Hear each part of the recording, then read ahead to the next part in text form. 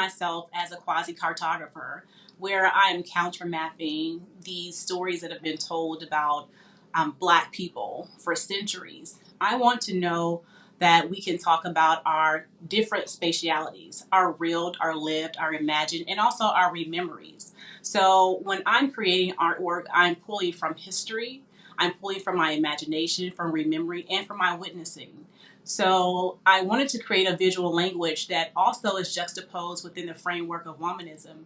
So I talk about Afrofuturism, womanism, ecology, all of these different fields within the work. And then I also am a scholar. I love to read, I love to write, I love to critically think. So I began to start thinking about how can I effectively talk about the Black experience and our reimagining of what Blackness is in its fullness. So being able to pull from history, think critically about various concepts, and then make it accessible for the everyday person to read. Because as an academic, I know that, it gets hard to read so much academic text and then pull it out into the world. Then it gets lost. So it was very important for me to build a community such as Black Women of Print, which I founded as well, to make those narratives visible, to also write, to also create. All of it has one thing to do, and that is to countermap the stories of Black identity, but from an image perspective. Well, African art, as it appears in the African diaspora, like all art, is a way of documenting a culture and a history. So my specialty, African American art, about which I've written, a dozen books, co-written or written by myself. These are art history books, but what people don't understand is that art history is the study of history by looking at art as the text, as the piece of information, the object that's going to give you information.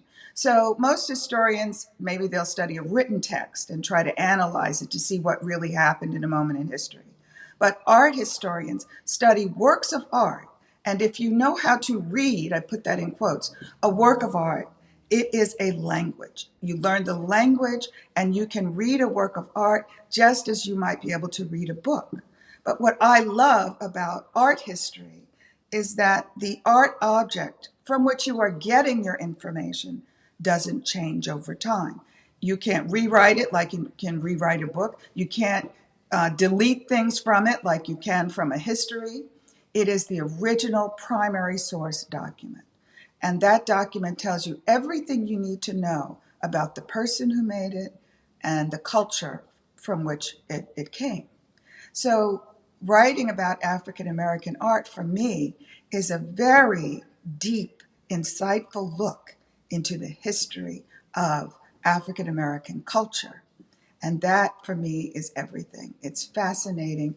And also, if you want to know about a group of people, why go anywhere else except to that group of people and to the things that they created from their soul outward? So African American art, it's like watching, if you know what you're reading, it's like watching the history of Blacks in America in a movie made up of one beautiful artwork after another.